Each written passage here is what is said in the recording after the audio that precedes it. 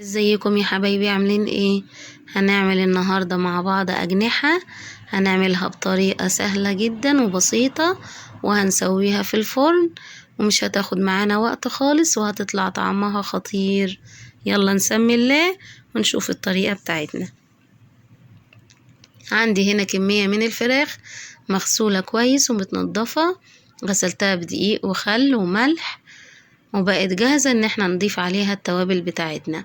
ما تنسوش تعملوا الاشتراك ولايك وتدوسوا على زر الجرس. عندي هنا علبة من الزبادي هضيفها على الفراخ، وبعدين هنضيف التوابل بتاعتنا: ملح وفلفل اسود وسبع بهارات وتوابل فراخ وبابريكا وتوم باودر وبصل باودر. هضيفهم على الفراخ.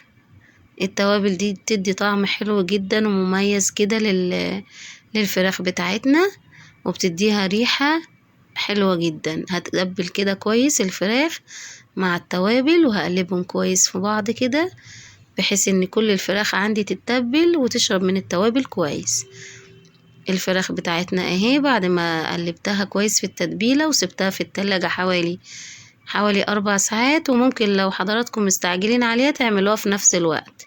عندي هنا صاج دهنته زيت، وبعدين رصيت فيه الأجنحة بتاعتنا. رصيت الأجنحة كويس كده مع بعض، وهدخله فرن على أعلى درجة، يعني في الرف اللي في النص هتقعد معانا حوالي نص ساعة.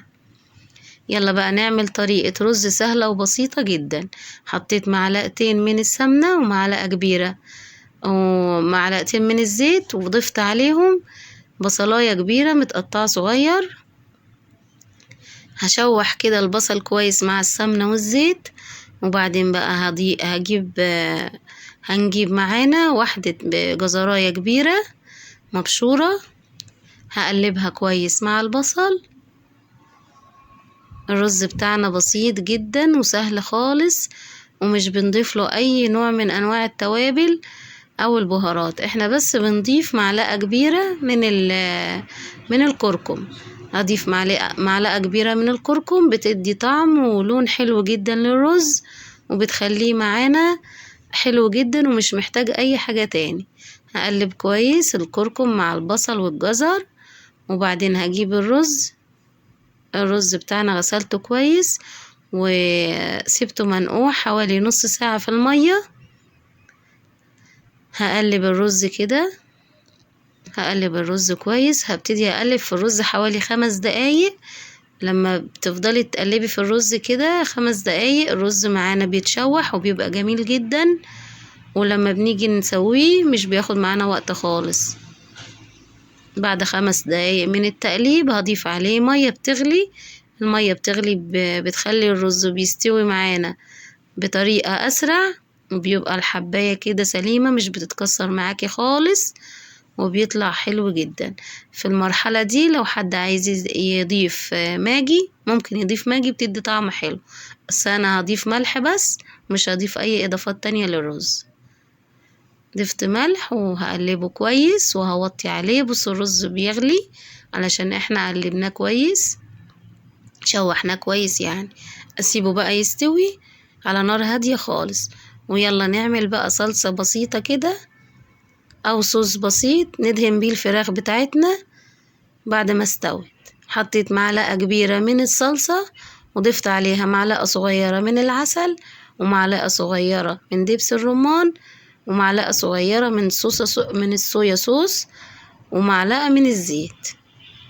هقلب الصلصة بتاعتنا دي، هقلبها كويس. وبعدين بقى هنخرج الفراخ بعد ما قعدت بالظبط نص ساعة على نار عالية جدا.